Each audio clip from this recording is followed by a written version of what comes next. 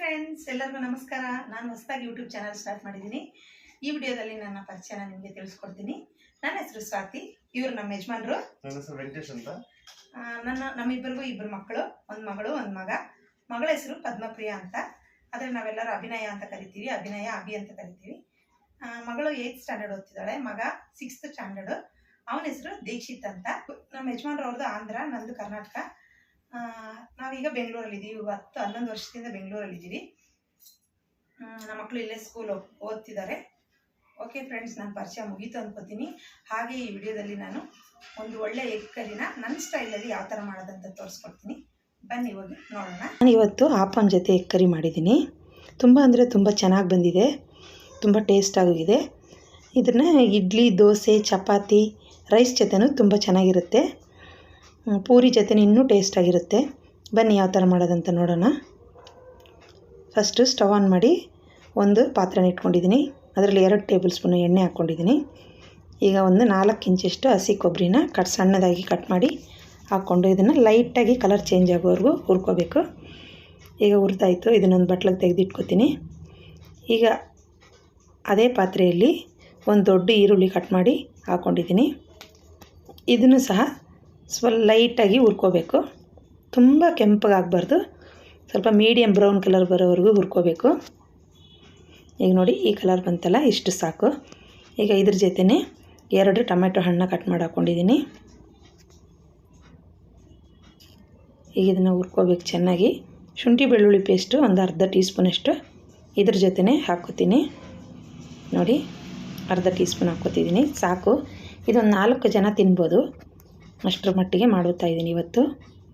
ಈಗ ನೋಡಿ, ಅರ್ಧ ಟೀ ಸ್ಪೂನ್ ಶುಂಠಿ ಬೆಳ್ಳುಳ್ಳಿ ಹಾಕ್ಕೊಂಡಿದ್ದೀನಲ್ಲ, ಇದೆಲ್ಲ ಚೆನ್ನಾಗಿ ಫ್ರೈ ಆಗೋವರೆಗೂ ಫ್ರೈ ಮಾಡ್ಕೊಳ್ಳೋಣ. ಈಗ ನೋಡಿ ಫ್ರೆಂಡ್ಸ್, ಈ ಥರ ಫ್ರೈ ಆಗಿದೆ. ಈ ಟೈಮಲ್ಲಿ ಇದ್ರ ಜೊತೆ ನಾನು ಆಗಲೇ ಹುರಿದಿಟ್ಕೊಂಡಿರುವಂಥ ಕೊಬ್ಬರಿನ ಸೇರಿಸಿ ಇದು ತಣ್ಣಗಾದ್ಮೇಲೆ ಇದನ್ನು ಮಿಕ್ಸಿಗೆ ಹಾಕ್ಕೋತೀನಿ. ಈಗ ನೋಡಿ, ಅದೇ ಬಿಸಿಯಲ್ಲಿ ನಾನು ಚಿಕನ್ ಮಸಾಲ 2 ಸ್ಪೂನ್ ಹಾಕ್ಕೋತಾ ಇದ್ದೀನಿ. ಇಲ್ಲ ನಾನು ಮನೆ ಮಸಾಲನೇ ಹಾಕ್ಕೋತೀನಿ ಅಂದರೆ 1 ಸ್ಪೂನ್ ಖಾರ, 1 ಸ್ಪೂನ್ ಧನಿಯಾ ಪೌಡ್ರ್ ಹಾಕ್ಕೋಬೋದು. ನಾನು ಚಿಕನ್ ಮಸಾಲ ಹಾಕ್ಕೊಂಡಿದ್ದೀನಿ ಆ ಬಿಸಿಯಲ್ಲೇ. ಈಗ ಸ್ಟವ್ ಆನ್ ಮಾಡಿ ಪಾತ್ರೆ ಇಟ್ಕೊಂಡು ಅದರಲ್ಲಿ 1 ಟೇಬಲ್ ಸ್ಪೂನಷ್ಟು ಎಣ್ಣೆ ಹಾಕ್ಕೊಂಡು ಅದರಲ್ಲಿ ಕರಿಬೇವು ಹಾಕಿ ಹುರ್ಕೋತಾ ಇದ್ದೀನಿ. ಈಗ ಕರಿಬೇವು ಹಾಕಾದ್ಮೇಲೆ ನಾವು ನುಣ್ಣಗೆ ರುಬ್ಕೊಂಡಿರುವಂಥ ಈರುಳ್ಳಿ, ಟೊಮೊಟೊ, ತೆಂಗಿನಕಾಯಿ ಪೇಸ್ಟ್ನ ಇದರಲ್ಲಿ ಹಾಕ್ಕೋತಾ ಇದ್ದೀನಿ.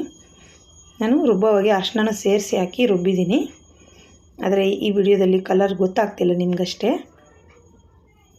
ಈಗ ಆಲ್ರೆಡಿ ನಾವೆಲ್ಲ ಇದು ಹುರಿದು ರುಬ್ಕೊಂಡಿರೋದ್ರಿಂದ ಇದ್ರ ಜೊತೆಗೇ ನಾನು ನೀರನ್ನು ಸಹ ಹಾಕ್ಕೋತಿದ್ದೀನಿ.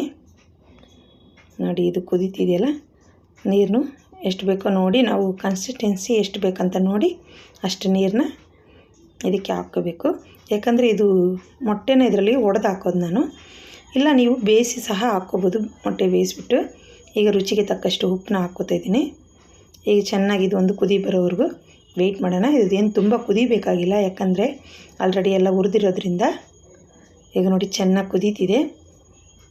ಈ ಟೈಮಲ್ಲಿ ಮೊಟ್ಟೆ ಒಡೆದು ಹಾಕ್ಕೋತಿದ್ದೀನಿ.